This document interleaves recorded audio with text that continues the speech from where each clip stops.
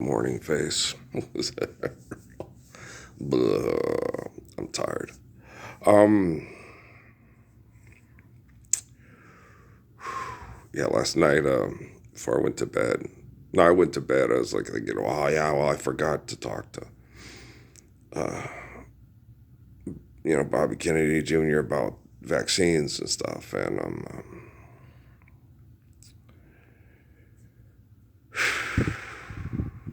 he's doing it off of valid research and understanding and stuff. He's probably watched the videos of, but the thing about it is it's not really valid research because you're not paying attention. Because when Krishnamurti and Salk talk about vaccines, uh, well, maybe he is making, yeah, he's being a little Pollyanna about it, because at the Paris summits, but he's on Trump's staff. Okay, that doesn't make any sense at all. Okay,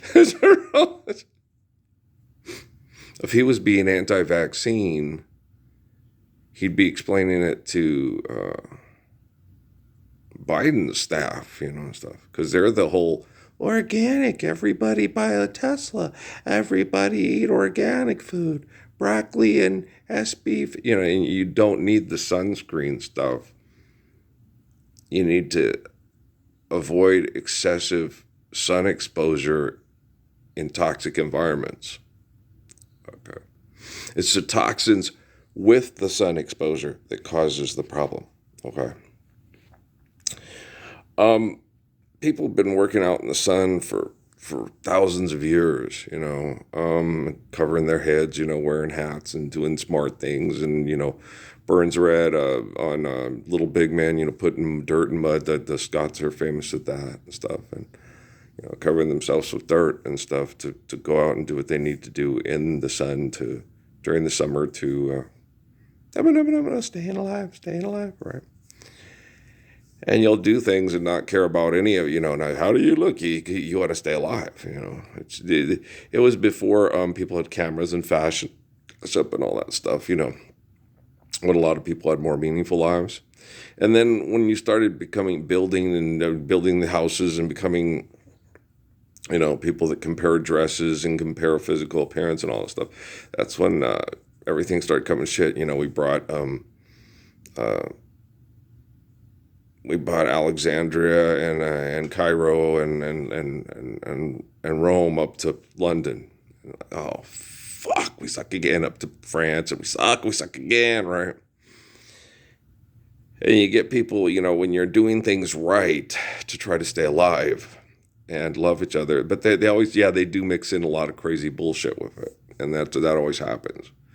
And what happens is the cultures collide, and stuff, and so it's really hard. And I'm not saying that the people that migrated away were all like me, because that's not true. Okay, because you ought to go to my family reunions. I mean, NASCAR, Jesus is God, how dad damn, a lot of people in the I'm a Parsons from Tennessee and Texas. Okay. So there's going to be a lot of, those kind of niggers, and before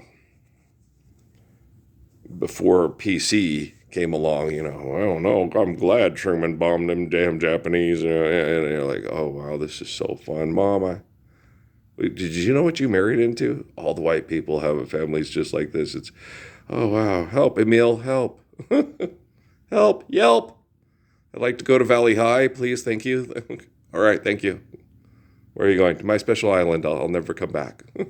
Ralph's going and he's never coming back. my mom ended up in New Mexico and came to New Mexico and was staying in New Mexico. Or problems. Oh, yeah. There's problems. Oh, yeah. Oh, yeah. And Mom knew that. That's why we went to Mesilla Park and she wouldn't take us to Mesilla. Because she had heard from Mr. Anderson the stories about having to fight every day. Okay. It was worse for the boys than the girls because of the macho bullshit. Having to fight every day. Okay. In school, all the way from high school to junior high. By junior high, they left them alone. By high school. Okay. Because he earned a reputation. You don't fuck with Mr. Anderson. He was blonde-haired, blue-eyed. Right. Louis' dad. Puff the Magic Dragon. He was on the toilet. He goes, Louis Anderson. Not the chubby Louis Anderson, skinny blonde Louis Anderson. The Andersons, they were funny. And Linda's friend, what was her name again? Dude, she was so cute. She was adorable. She was cute and she was funny. Oh my gosh, she was funny. Yeah. And then what was Val's friend's name? She was fun too. Barbara Roberts. Yeah, Barbara Roberts. Yeah, she was cute. They were blonde, so cute, and they were funny. They used to sit there and dance in the middle of the living room, and I was like, they're so cute. They're so goofy. What girls? No, they were hilarious. But I used to sit there and just watch them and go, wow, yeah, no. Oh, hell no, I ain't doing that with no guy. Oh, no. Like Sophia and Melissa. Oh, they're so cute. No, these two guys do that. Oh, my gosh, that's Corey and his best friend for sure. Right? That's what it seems like. It's weird. Girls are different than guys. We're radically different. It's like, that seems so gay. It's like, yeah, but we're girls. Okay, it's not gay with girls and guys. It's guys, it's so gay. You know that, right? Yeah, okay.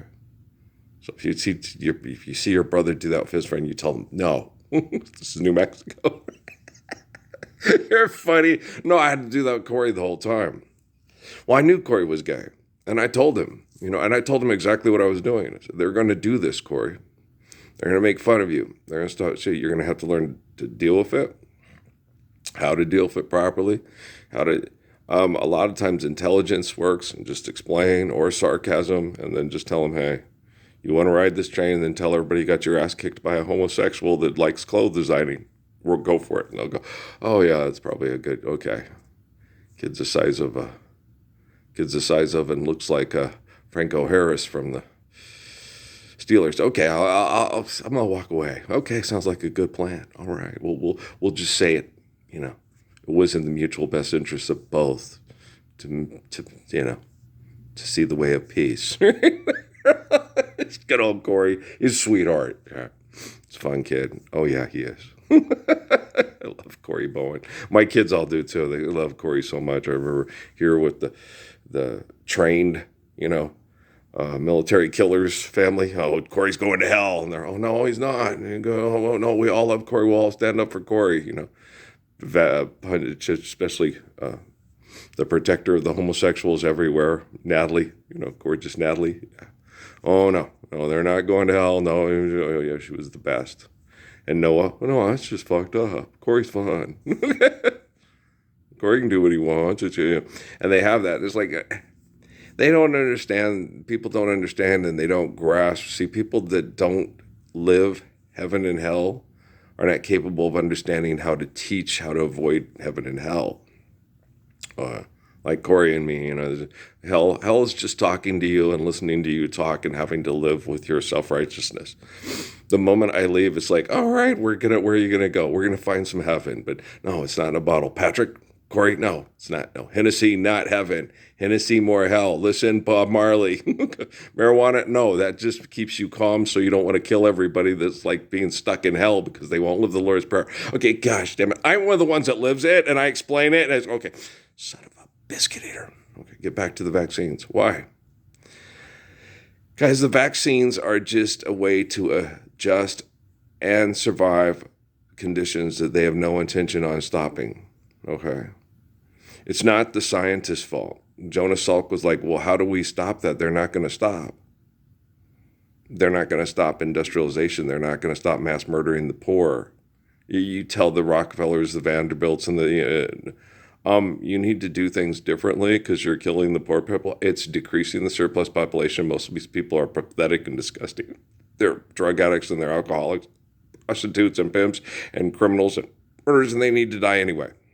What do you think we have wars in the army for? Wow, you're the best psychologist in the whole world. How about we forgive debt and trespass, love one, eternal, faithful peace, and I don't have to stick dead diseases into people's arms to get them to adjust to the fact that you won't stop mass murdering each other to feel powerful. Huh? No? Son of a bitch. It's okay, I'll just teach it to quantum computing through little Earl. Thank you, guys. Thanks, Jonas. Love you too, Ben Brom, thank you. Thank you, Judy Krishnamurti and all the scientists from the 1960s and 70s. Love you, I heart you. Some didn't get it as well because they had mental and emotional disabilities, and that seems to be the main, the ones that give us Feynman, Curry, Okay. They don't mention Ben Brom, Jonas Salk, hardly on Big Bang Theory. All the scientists that Krishnamurti. They mentioned all the scientists that were like, "That's crazy. It'll never happen. They're full of shit." And hey, look, it's you, G. Krishnamurti. You ugly. You ugly. And so, biggest hoax of the 20th century. And you're like, no, he wasn't. He was the biggest hope. Because more people had access to him. Not saying, they comic booked and racially tribalized the CIA, did their job for genocide operations with Selassie. Okay. And how they did their job with Suzuki, well, Raymond Chow films with the Suzuki school, they worked a lot on Suzuki to make these are bad people. And then they made the subsequent movies and stuff. And Sun Yat-sen, you can see what the Chinese government has done with Sun Yat-sen, right? Turned him into that idiot riding around in a limo with a bunch of assholes saying we can live to be 150 years old by taking healthy people's organs and putting them in our unhealthy bodies. But why would you want to take somebody who loves their wife and children, wants to live world peace, organs, and put them in somebody's body that wants to threaten to blow everybody up if they can't fuck them in the head with stupidity? Quando. The quantum computing is supposed to be supremely intelligent. Supremely intelligent. Okay. Do you really think any of you are supremely intelligent? Do you think Donald Trump is supremely intelligent? Do you think Jimmy Kimmel's supremely intelligent? Do you think Jimmy Kimmel is offering answers and solutions to save us from drugs and paying money for sex and listening to people talk about being billionaires and millionaires over their dysfunctional sex life? Because it just seems like we're never going to live the Lord's Prayer because we just can't do it. We're just not good enough. We're not good enough. Well, I happen to be good enough. And I can recover. And that's one of the cool things. I'm sitting there laying in bed and I'm sitting there like, guys, after they tried to kill me with all this, and it was legalese, they could do it because the government says so, because he's public enemy number one, because he consorts with the enemy. He's saying, hey, talk to me and tell me what's going on so I can save your people from genocide, right? And so I don't really consort. They don't talk to me because I don't think they are. I think that they're on the payroll. I think you could just take somebody like Uday Hussein and give them plastic surgery and new fingerprints and move them to British Columbia, and they're hanging out at barbecues at Bill Gates' house. I think that's entirely tangible. It's like, yeah, it is. And they told me that in Sierra Vista. I was like, that sucks. So they just, either that or they're completely crazy. And the CIA and the FBI just uses them and then kills them and then invents a new one like Johnny Avila and El Chapo. Andale pues. There you go. Okay, so that's probably the most likely case scenario, Sirhan. Oh, thank you. Okay. So do you understand? Okay. I love you guys very much. Okay. We got to kill all crazy people. Well, kill the crazy in your head, and then, right, said Fred, that crazy's dead, and then you're too sexy for your shirt, and living the Lord's Prayer, and nothing really hurts because you're not killing each other with delusions of grandeur and mass murder. Thank you. You're welcome. I'll be here all week. Again, I intend on being here till 104, maybe more. Sharing love, and, if I have to pick up the phone, don't make me pick up that phone and talk to you little bastards again. Okay, as I love you, all right, peace.